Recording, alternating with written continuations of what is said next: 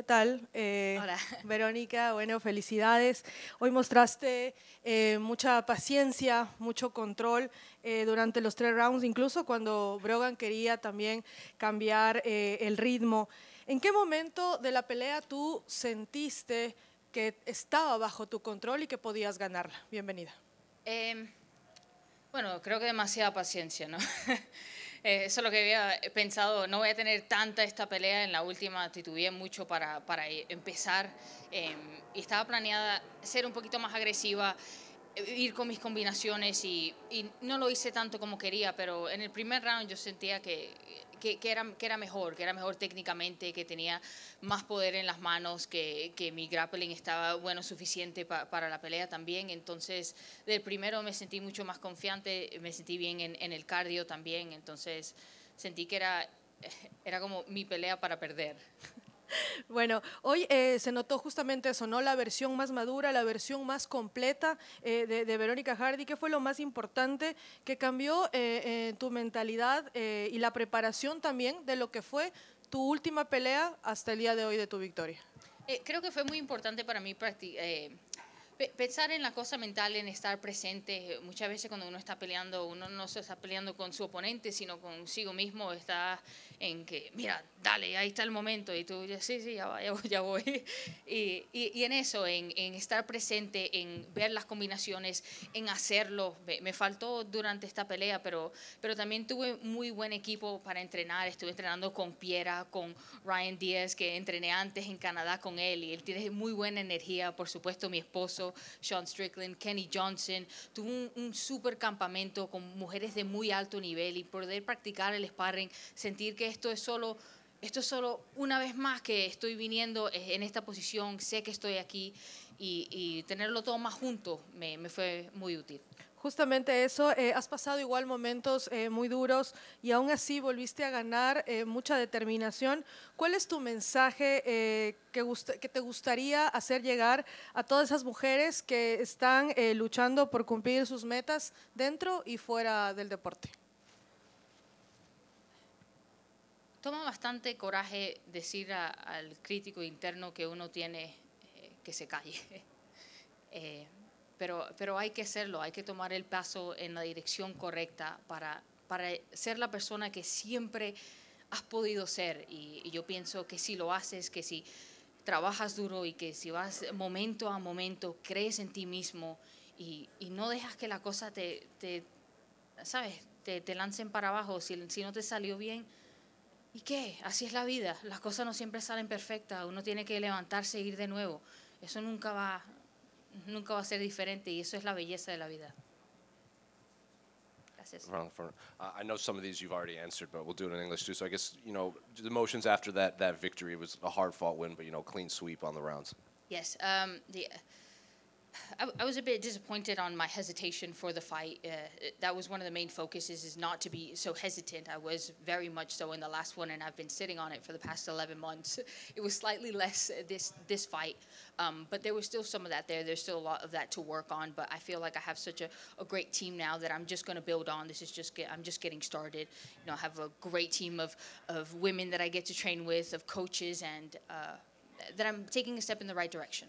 The broadcast, kind of go off of that, the broadcast team said that they knew you had more in the bag than you were showing. Is that kind of what you were referring to in the hesitation part of the game? Yeah, absolutely. I mean, like my corner team knows that. Like the people I've seen in the training team, they all know that. And it's such a mind game. It's such a, like, go, man. You have the skills to do it. Go. And then you don't go, and then you're gonna sit on it for a few months, and you're gonna regret this moment. And it's that battle constantly over and over again in your mind, and it's such a battle to control that, to just be present. And I wasn't as much as I should have been, but I've taken a step in the right direction, and I'm just gonna build on that. Can you talk to me about that armbar at the end of the first round? Because it seems like you thought that she had tapped, and it obviously looked pretty deep in there.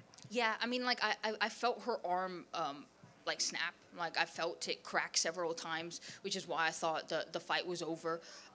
It wasn't. It was there was a 10-second clapper. There was a lot of chaos. I did say I thought the fight was over. I thought that she did, but but there's a lot of adrenaline, a lot of chaos. I'm not saying that she did if she didn't, but I thought, yeah, it was deep. Did you have to switch back on, or after you thinking the fight was over? Yeah, a little bit, but ironically, I saw the fight with Jake Matthews and Neil Magny, and it was the point where the fight, that you think it's over, and then it's not, and then it slips away from you. So that played in my head immediately as that happened. I'm like, don't get an adrenaline dump. You see what that's happened, and that's like the beauty of watching other fighters and learning from them, that you don't have to go and make those same mistakes. You can see that from them, and you can switch that and think that in the moment in order to evolve and. In terms of your own career, I guess, where do you want to go next from here? Because, the broadcast team said maybe you could get a ranked opponent next, and maybe you don't have to wait the 11 months like you had been referring to. So what do you want next for you? Next is I just want to come back and keep working. I want to fight earlier next year, but there definitely needs to be changes if I'm going to fight a ranked opponent. I can't go out there like I did today. I can't be hesitating like that. I have, as I said, I have more skills in the bank. I have everything that I need to be in the rankings. I just have to fix my mind. And then just last one for me. One of the narratives around your fight is you always kick off the cards. Like, you're always the first fight of the night. Almost like dating back like Get the people going. Like, do you like that position, or do you want to fight higher on the card? I mean, I like it. Like, when you're going to fight, I live in the UK, and my mother-in-law, bless her, she is so stressed out when I fight. Like, she vigorously cleans the bathrooms when I'm out, and for them that's midnight, so for them not to wait so long, it's actually pretty cool. It works out great, and now I get to go back and enjoy the rest of this card, which is incredible, so I'm pretty happy about it. Felicitaciones por la victoria. ¿Cuál ha sido la diferencia más grande desde que entrenaste con Extreme Couture para este campamento? Para mí la diferencia ha sido mucho en el sparring. Tuve mucho tiempo para practicar con mujeres de muy alto nivel. Tuve con Piera Rodríguez, tuve con Tatiana Suárez, Hailey, estuvo Pani. Tuve muchas mujeres que me están ayudando, que me presentan problemas diferentes porque tienen cuerpos diferentes, tienen estilos diferentes. Y es esa cuestión de estar presente durante y resolver los problemas que tienes enfrente. También he tenido muy buenos entrenadores que me han ayudado, como Sean Strickland, Ryan Díaz, mi esposo, por supuesto, que están ahí y me están dando tips donde puedo de semana en semana evolucionar, que es bastante importante. Veronica, right here. Congratulations. Coming off of that last fight and obviously the time in between fights, was there more pressure? I know obviously your last fight wasn't your first loss, but you'd been on a good win streak. Was there a little bit of that mentally to overcome going into this fight? Yeah, I started to feel it more like these past few weeks. I'm like, oh, coming off a loss, better not do that shit again. Especially not hesitate. You better not hesitate and be like that. And, I did a little bit, and there was some pressure there for that, especially because I came in here tonight to prove something to myself. I thought it was very important for just my personal growth that I come in here and I proved to myself, like, I trained so hard. I trained so much. There's so many different skills that I have that I don't show, because I am my own worst enemy, because I'm holding myself back, and I want to stop that, because that's important not only for MMA but for the rest of my life. And I don't want to have those, those moments when I'm like, oh, you could have done more, man, and you didn't. So yeah, there was some pressure with that. You've talked in previous interviews how, you've traveled a lot to train different places, live different places.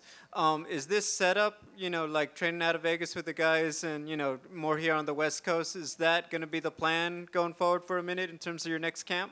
Yeah, I believe so. I think Piera and I are such great training partners that, I love to be around her. I love her energy to train. She's serious. She takes it very serious, and she's dedicated. It doesn't matter if she's tired. It doesn't matter if she came from 4 other trainings. She'll show up, and that makes me show up, and that makes us all better. And she's a great leader in that. And to come and to be with her, her to bring out Kenny Johnson and to offer him as a coach for all of us, to make us all better. That's something she set such a great example that, I want to be around that. And I think we could do great things together. So yes, I will come back here. I think a lot of people, when they hear this, sometimes they have preconceived notions. What is Sean Strickland like as a coach? Can you just shed some light on what he's really like outside the cameras? I mean, he's hilarious, you know? Like, he'll come and he'll help us out, and then he'll be like, I hate teaching women's MMA. It's just, I hate it. And then he'll, like, walk away and come back and give us, like, 30 more tips to make us better. You know, he really cares. And like, not only for the women, but, like, guys, I've seen him in the gym tell a guy, like, hey, take off your stuff. You're not going to spar anymore. You know, you got to protect your brain. And that's Sean Strickland telling you that. If Sean Strickland's telling you gotta protect your brain, man, like, you better put those gloves down. And he cares. He cares about everybody. Probably not the best vocabulary, because he'll be like, come over here, let me show you how I kicked your ass. You know? So if you understand that he's doing it from a good place, you can learn a lot from him, and he has a lot to give and a lot to teach. So I'm thankful that he does that for us. Congrats. Thank you. Veronica, over here. Yeah. How would Sean Strickland assess your performance today? Like, what do you think he's going to tell you? I don't think he's going to be that happy. He'll be like, dude, what the fuck? There's going to be a lot of curse words to that. And he's like, I told you, you just wrestle. You just wrestle in this position. Why were you just holding? But, you know, at least I'll come back and he'll yell at me some more and make me better. So I don't mind. Congratulations. Thank you. All good? Thank you, guys.